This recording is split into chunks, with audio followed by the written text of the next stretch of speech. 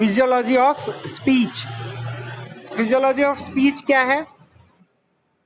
Ability to express thoughts and feelings by articulate sound.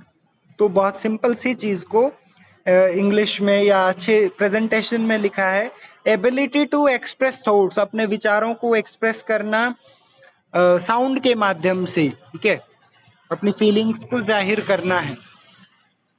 To express thoughts and feelings by articulate sound, उसे speech कहते हैं, बोलना या वाक प्रवृत्ति, ठीक है। एक टाइप लिखे हैं यहाँ पे, एक होती है स्पोकन स्पीच। स्पोकन स्पीच में क्या होगा? Understanding spoken words and expressing ideas in speech, बोल करके बताना, ठीक है, और अंडरस्टैंड, उनको समझना भी। दूसरा होता है written speech, understanding written words and expressing ideas in writing, लिख करके बताना। इफ विजुअल सिंबल्स और written words are expressed verbally that become reading. तो ये भी अच्छा पॉइंट है कि अगर कोई सिंबल लिखा है या कुछ शब्द लिखे हैं, उनको हम बोल करके बताते हैं, तब हम उसे रीडिंग कहते हैं, ठीक है, तब हम उसे रीडिंग कहते हैं।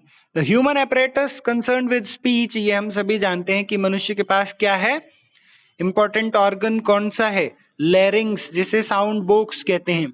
और इसके साथ साथ कुछ चीजें और लगी रहती हैं लैरिंग्स के साथ साथ, फेरिंग्स है, माउथ है, नोज है, टंग है, लिप्स है ना, लंग्स हैं।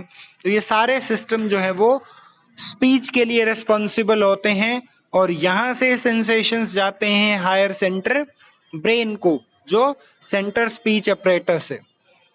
तो लैरिंग्स हम सभी जानते हैं कि फेरिंग्स के लोअर पार्ट में फ्रंट में स्थित होता है, एक कार्टिलेजिनस बॉक्स है जो कि साउंड को प्रोड्यूस करता है, ठीक है। और यहाँ पर फूड एंट्री को बचाया गया है, ठीक है। तो एक पार्ट आपने सुना होगा एपिग्लोटिस, ये लगा रहता है यहाँ पे, जिससे फूड की एंट्री नहीं होती है रेस्पिरेटरी सिस्टम में, ठीक है। तो लैरिंग्स जो है वो साउंड के लिए इंपॉर्टेंट रोल प्ले करता है। ये लैरिंग्स का डायग्राम आपने बहुत बार देखा होगा। तो मैकेनिज्म ऑफ स्पीच क्या है? देखिए, तीन कंपोनेंट होते हैं। एक होता है सेंसरी इनपुट, सेंसरी इनपुट, इसमें होता है प्राइमरी विजुअल एरिया या प्राइमरी ऑडिटरी एरिया, कॉर्टेक्स, दोनों ही, देखना भी और सुनना भी। ये सेंसरी इनपुट रहेगा कि आप कोई चीज देखेंगे या सुनेंगे, उसके बाद ही प्रतिक्रिया जाहिर करेंगे। वहां से वह सेंसेशन अपने एसोसिएटेड एरिया में जाएगा, वर्निक्स एरिया में जाएगा। वर्निक्स एरिया से मोटर आउटपुट निकलेंगे, तो वो आएंगे ब्रोकाज एरिया में। ब्रोकाज एरिया से वोकलाइजेशन, आप बोल करके या लिख करके अपनी प्रतिक्रिया जाहिर करते हैं। तो इंपॉर्टेंट क्या है? Broca's area, Wernicke's area. ये एरिया हमने पढ़े हैं फिजियोलॉजी ऑफ नर्वस सिस्टम, जिसमें हमने फंक्शनल एरियाज ऑफ ब्रेन की बात की थी, वहां आप देख सकते हैं।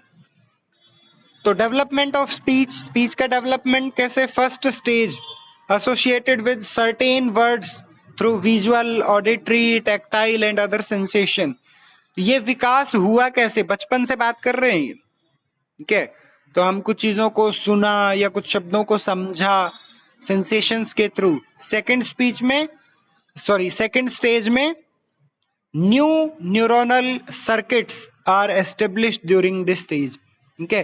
तो सेकंड स्टेज, जैसे जैसे विकास होता है बच्चे का, तो नए नए न्यूरोनल सर्किट्स बनते हैं ब्रेन के अंदर ही, ठीक है।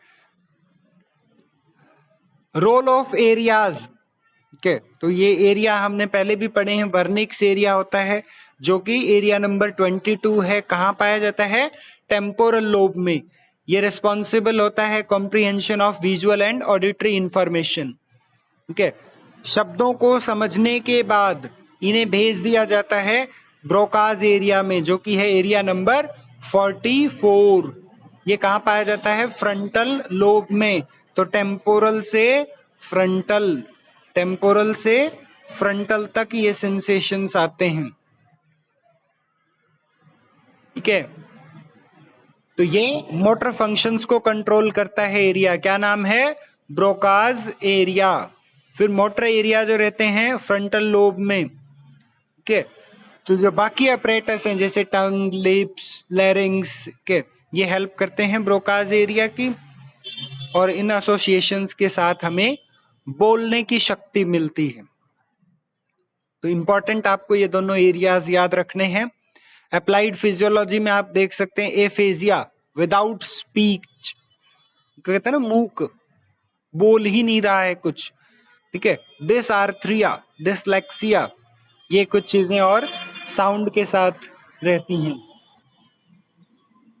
या स्पीच के साथ कह सकते हैं, सॉरी। तो इस प्रकार से छोटा सा ये टॉपिक है फिजियोलॉजी ऑफ स्पीच। ज्यादातर 2 नंबर के क्वेश्चंस आते हैं, आप इसकी एक रीडिंग लगा सकते हैं। कोई डाउट रहे तो पूछिए जरूर। Thank you.